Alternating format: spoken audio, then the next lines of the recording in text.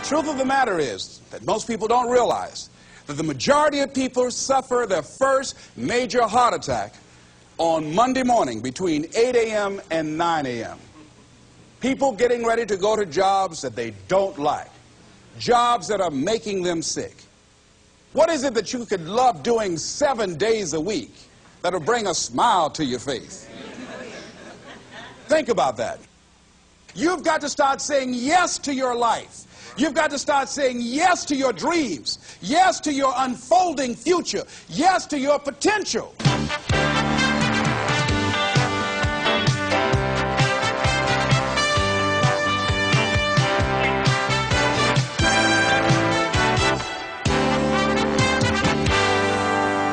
Les Brown's business is changing lives.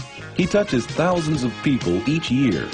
He talks to Fortune 500 companies and to personal development groups about how to find success and fulfill your dreams. In essence, his best message is himself, because Les Brown knows what it is to have come up the hard way. Les and his twin brother were adopted at the age of 6 weeks by Miss Mamie Brown, a single woman with little money and a big heart. The boys grew up in the low-income area of Liberty City outside Miami, Florida. In the 5th grade, Les was mistakenly labeled EMR, educably mentally retarded, and he became a child nobody thought would amount to anything.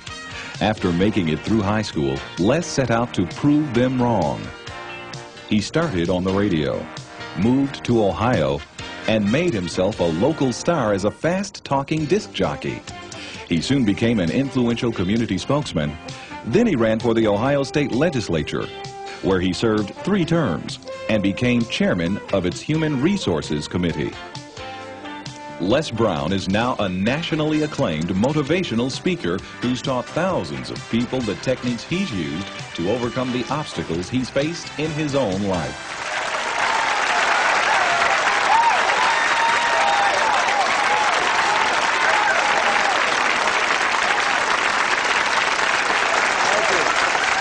Thank you very much. Thank you. You guys look like you're ready. Repeat after me, please. This is my decade. This is my decade. You know, every year I used to say, this is my year. But ladies and gentlemen, one good year won't be enough for me. How many of you can use a good decade? Raise your hands, please. Fantastic. All right, now, here's what I want to do. I want to share with you how you can begin to make this your decade.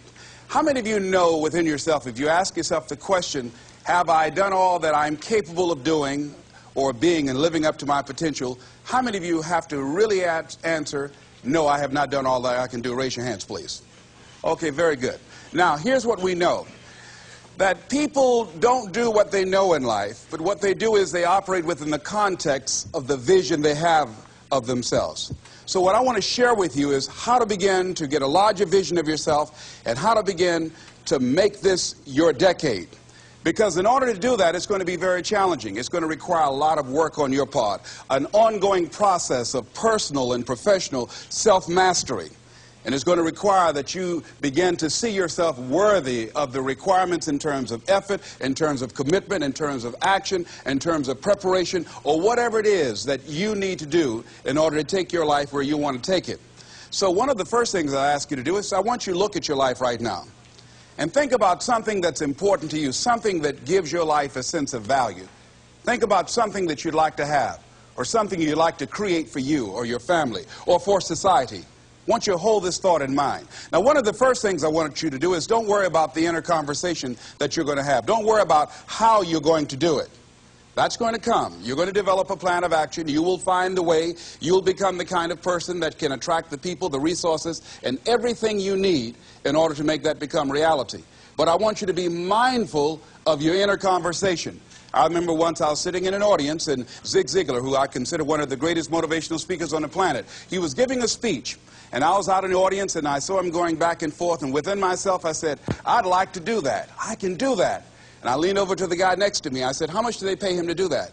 And he said, $5,000. I said, I know I can do that. And I admired him.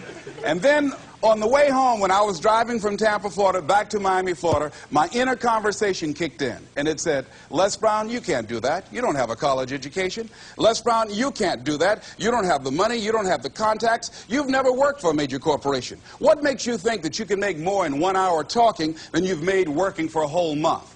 Now, I want to ask you a question. How many of you have ever thought about something you wanted to do, and you talked you out of it? Raise your hand, please. That inner conversation, ladies and gentlemen, is the reason that most people take their greatness, take their ideas to the graveyard with them. You know, the wealthiest place on the planet, a minister said recently, and it was so true, is not the gold mines in the various areas of the world or the diamond mines. The wealthiest place on the planet is the graveyard. Because in the graveyard we will find inventions that we never ever were exposed to. Ideas, dreams that never became reality, hopes and aspirations that were never acted upon, because most people allow that inner conversation, for whatever reason, to keep them from ever pursuing their goals. So let us begin to look at what's required in order to make this our decade. Why is it that most people don't ever reach their goals or live up to their true potential? One is fear. And there are only two kinds of fears that we're born with: the fear of falling and the fear of a loud sound. All other fears we learn, like the fear of failure. The next is the fear of success. That's one of the major challenges I had to deal with. I was working on a major project, and after it began to grow and it was extremely successful, I panicked and I walked away from it and gave it to someone else because I didn't believe that I could handle it. The other thing that keeps most people from reaching their goals is that a lot of people become comfortable. They stop growing. They stop wanting anything. They become satisfied. They stop looking at ways in which they can improve themselves. They stop putting things in front of them. I was reading something by a great man, George Bernard Shaw, and he said something to the effect that to have succeeded is to have finished one's business on earth. Like the male spider who is killed by the female spider the moment he has succeeded in his courtship. And he goes on to say, I like a state of continual becoming with a goal in front and not behind. I remember after giving a speech at a major corporation, a gentleman came up to me who was up in years, and he said, you know, that's real great motivation for you young guys, but I've done all my work. There's nothing else for me to do. I said, oh, yes. You've got a lot to give. You have a lot to offer. The fact that you're still here means that your business is not through yet. The other thing that keeps us from reaching our goal is not feeling worthy. That's where a lot of people get stuck. Because, see, when you don't feel worthy of your goal, you'll begin to unconsciously engage in self-destructive behavior, like procrastinating, constantly putting things off, squandering your time, and that's what life is made of. Something else that keeps us from reaching our goal, and that is many times because we spend so much time complaining and blaming everybody or everything.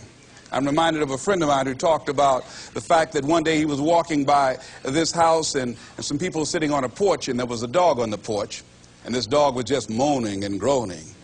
So he was curious, and he asked the owner, he said, why is this dog moaning and groaning? And the owner said, because he's laying on a nail. He said, well, why doesn't he get off? He says, it's not hurting bad enough for him to get off. How many of you